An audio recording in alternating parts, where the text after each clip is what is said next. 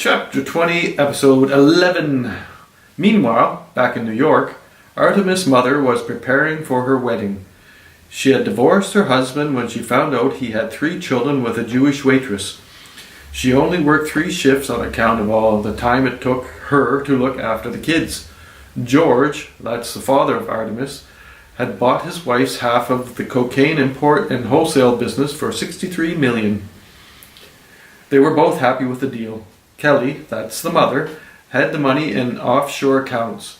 She had given up cocaine when she found out that she was pregnant. Fish was the only meat she ate, and she was careful to avoid sugar and white flour. I'd like to invite my daughter to the wedding. You have a daughter? She's living with her grandparents in Colorado. Oh, we took her there when she was 6 and she didn't want to leave. Or at least I think that's what happened. Maybe we just forgot to pick her up at the end of the summer. So she's been there the whole year? No, more like 9 or 10 years. Maybe 11.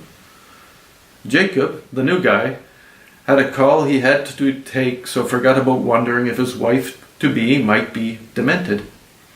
He kept an eye on her tits as he talked on the phone. Kelly had great tits. A real fine-looking woman. He smiled at her. Not a clever fish, but a good catch. Kelly got out of bed and went to her desk to write her daughter a letter. Jacob never told her what to do. Not if he knew what was good for him. She smiled. Dear Artemis, I hope you are enjoying your stay with your grandma and grandpa. Tell them I say hi. Your dad and I are divorced now. He has a new girlfriend. Pretty as punch, and twice as clever. You'd like her. Kelly wondered if Artemis would like her. Kelly hated her. She was a bitchy, stupid cunt. Bitchy, stupid cunt wasn't something she wanted to tell her little girl. Her little girl was likely pretty grown up after 10 years. How old would she be, she wondered. Nearly 16? No. 17 next birthday. And that was soon. I'm not inviting your father and his family. They have 3 girls together. You'd love the girls.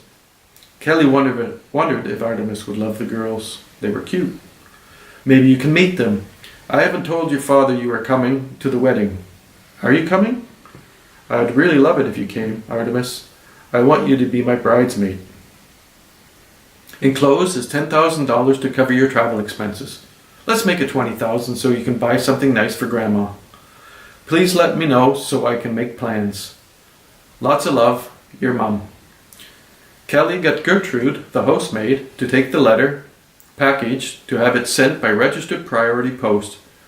3 days later, a postman stopped his van at the gate, looked at the name on the mailbox, checked on his smart device for a map app to see if there was a house up the road, scratched his head, his nuts, rubbed his nose, looked up and down the road, inspected the chain on the gate to see that the lock wasn't shut, just holding the chain ends together, took off the chain and drove to the house. There was no one home in the house when he got there. It was open. He yelled through the screen door, but no one answered. A cat rubbed his leg and purred. Then he heard banging from the barn. So he went to the barn. He was starting to get a little pissed off because the delivery was cutting into his lunch break with all the pissing around looking for a fucking signature. When he got to the barn, he saw what looked like a female warrior blacksmith hammering a red-hot sword on an anvil. He was certain he'd never imagined such a sight, so he wasn't clear on how to proceed. He thought up a sexual fantasy.